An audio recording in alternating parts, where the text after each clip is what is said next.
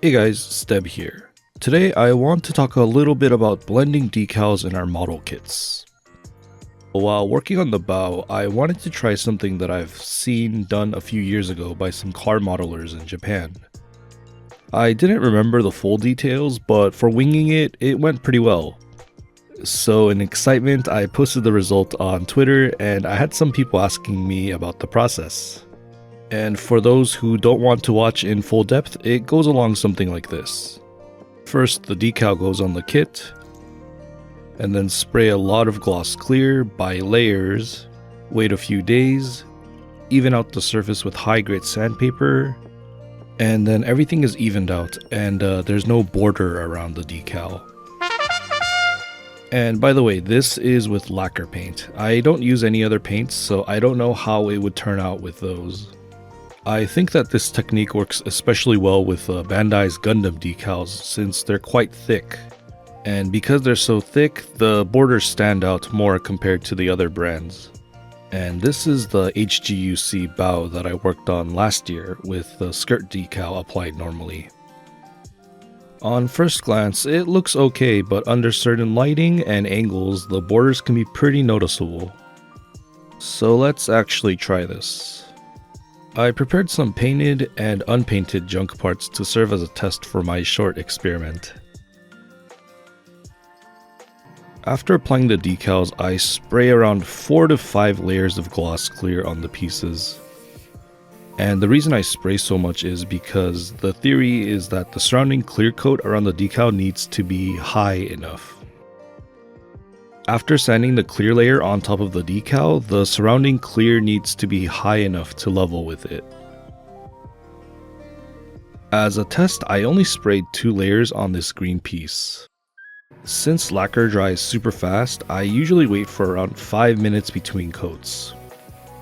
Then I let everything dry for 3 days before sanding. I think the longer the wait, the better, especially because so many layers were sprayed consecutively. The surface might feel dry to touch fast, but the inside of the paint layer is actually really unstable because it's still in the middle of curing. I personally use 1500 grit sandpaper for this since it's such a delicate process.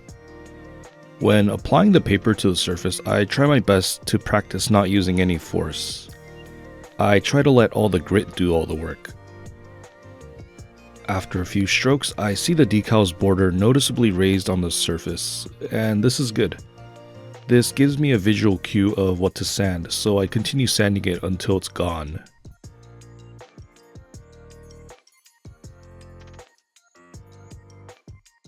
And it's all gone. We'll see how it looks after spraying the final clear coat. I also want to mention that during the sanding process, I make sure to check my sandpaper every few strokes. This portion here that looks all white shows me that it's clogged with particles from the shaven clear coat. I might make an in-depth sanding video in the future, but clogged sandpaper can often result in scratches that are deeper than its actual grit, so I make sure to cut them off right away. Checking the sandpaper during this process also tells me if I've sanded too far past the clear layers and into the actual base coat. If I see a color aside from white on the paper, it means that I should stop and start over by spraying more clear. After I make sure that I sanded the surface flat, I spray the final layer of clear.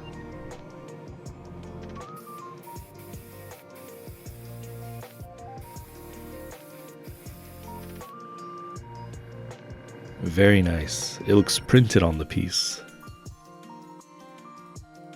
I'm not much of a decal guy, but I think with this I would be willing to use a little more from now on. Especially for stuff like emblems, it looks really good. And with the clear coat sprayed, this is how I imagine the state of the pieces that had the decal successfully blended in. Now, I want to show what happened to the green piece that only had 2 layers of clear. I could tell right away after spraying the final clear that the borders are still very visible. And it's weird because I thought I sanded everything flat. It could have been that I didn't pay enough attention. And now that I think about it, it took way longer to sand the raised border on this piece too. I eventually got impatient and might have sanded a bit too hard, which would also explain the very visible scratches post-clear. And just to see what would happen, I wait a few more days to sand this piece again. And to no surprise, even with 1500 grit, I ended up sanding away some of the base paint and the decal.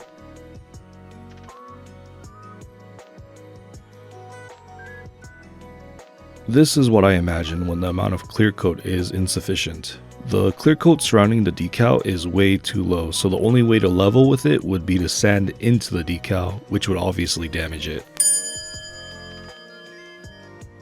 So yeah, the more clear coat, the better. At least from my limited testing. One last thing I want to mention is that this method is also great for modelers that don't paint, but like to top coat their kits. If anything, I think it would be much less stress doing it on bare plastic since there's zero worry about sanding away any paint. I hope my picture here does it justice, but it looks really good even on bare plastic. And I think that's it. I'm pretty new to this as well, so I don't know if I got everything correct, but I think from a practical standpoint, this would be a good start. This technique is probably a lot more commonplace in the automobile modeler scene, but I haven't seen anybody in Gunpla talk about this much. So I thought this would be really cool to share. Sorry, I know this turned out really wordy, but I didn't want to leave out too much information. So yeah, I would really love to read your feedback in the comments, and thank you guys so much for watching. Hope to see you next time. Bye.